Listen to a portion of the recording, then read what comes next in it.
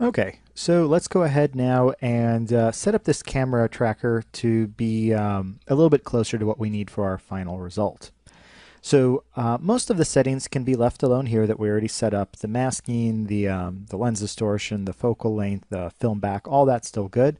I do want to blow away these results though. I don't really need this anymore. I'm going to go ahead and just hit clear tracks over here.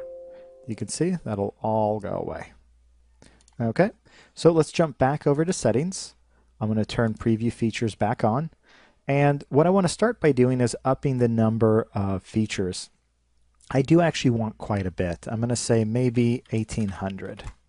So you can see it's going to be a lot of tracking markers. A lot of them will be erroneous, useless, but that also means we're going to increase our chances of getting something better. And because this is just one shot, it's not that long. I'm okay with the extra amount of time that it's going to take. The detection threshold I think worked pretty well. I'm going to leave it at about 0.25.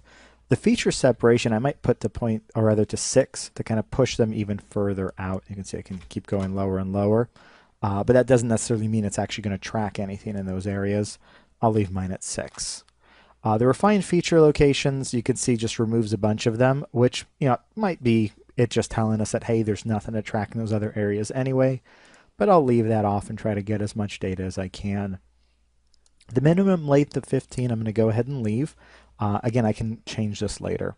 Those are really the main things that I want to change for right now. I'm going to leave the smoothness and the consistency just as is. So we're going to go back to the camera tracker here. And let's go ahead and track. Again, this one will take a little while. Let's go ahead and start that. Sometimes, and I've noticed this in Nuke 10, it can take a little longer than other previous versions of Nuke when you start tracking or solving to actually bring this menu up. Don't worry too much about it. So it's telling me it's going to take 6 to 7 minutes. I found that's not 100% accurate. I did a similar track earlier on the same piece of footage. Took closer to about 20 to 30 minutes. But I'm going to go ahead and either way pause this and we'll see what we have when we get back. Okay, so that took not as long as I had said. It wasn't closer to 20 or 30 minutes. It was actually about 17, 18 minutes.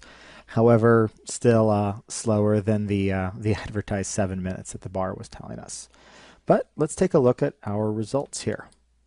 So you can see as I kind of drag through here, we have quite a few tracking markers. I can go ahead and again disable the footage just to get an idea of what we have, and you can see you can actually very clearly see the face in there. You can even see the blinking eyes. Now the blinking eyes, notice the tracks all go away. That's why I never bothered rotoing out the eyes. When they blink, they're typically going to go away. Also, when the human eye moves, it typically darts. It very rarely moves very slowly. So as soon as it darts, it loses the track anyway. And if there's any issue, we can always delete it. Now we can see there are areas with bad tracks. What I mean by bad tracks are these ones here that clearly just kind of appear. Maybe they're tracking his hair or the background, but they don't move with the rest of it. So we need to come in and clean those up. And cleaning them up is pretty easy. You just select them and delete them. So I selected them there, and I'm just tapping the delete key. It can take a couple of moments to catch up sometimes. Just hit delete again. The less tracking markers you have, the quicker that's going to be. Again, this is one of those things I found is actually much slower, surprisingly, in Nuke 10. I don't know why that is. Maybe it's a bug. Hopefully they'll fix that. But anyway, this is what I'm going to do for a little while. I'm going to kind of come through here and just delete out the points I don't need. For example, I know just about anything along the hair is going to be bad, so I'm going to delete those. And this can be time consuming, primarily because you can see it's a little slow just even allowing me to delete something. And number two, because there are quite a few frames. Now, I don't have to do this on every frame. I'm going to kind of just push through it a little bit. And when I see bad points appear, I'm just going to highlight them. I'm holding shift to grab multiple points. You can see all of that is bad. And I'll just delete that out. Now, you don't have to feel too stressed out about getting every single point. In fact, you really don't have to.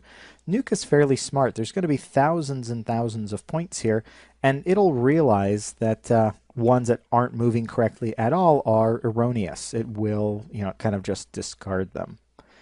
So get as many as you can, though. It'll definitely help. You can see over here, it got a little bit weird for a moment there. There's a bit too many of them, but they are kind of moving with it, so I'm more concerned maybe about these that are just kind of out here to the side.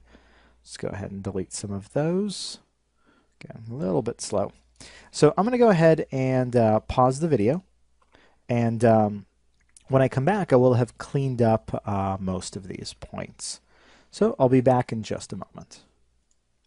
Okay, so I've spent about 10 minutes roughly cleaning this up. I may actually spend a little bit longer between clips, but I think I've gotten most of the issues. You can see as I kind of move through now, most of the points in there clearly kind of are part of the movement of the head. So you can see we lose summit points, we gain them, but overall they seem to be working. You can kind of almost see the entire footage just through these points there. So again, you can be as meticulous as you'd like. You can go through, spend as much time as you want. Again, don't be too concerned with getting every single one. Just get the majority.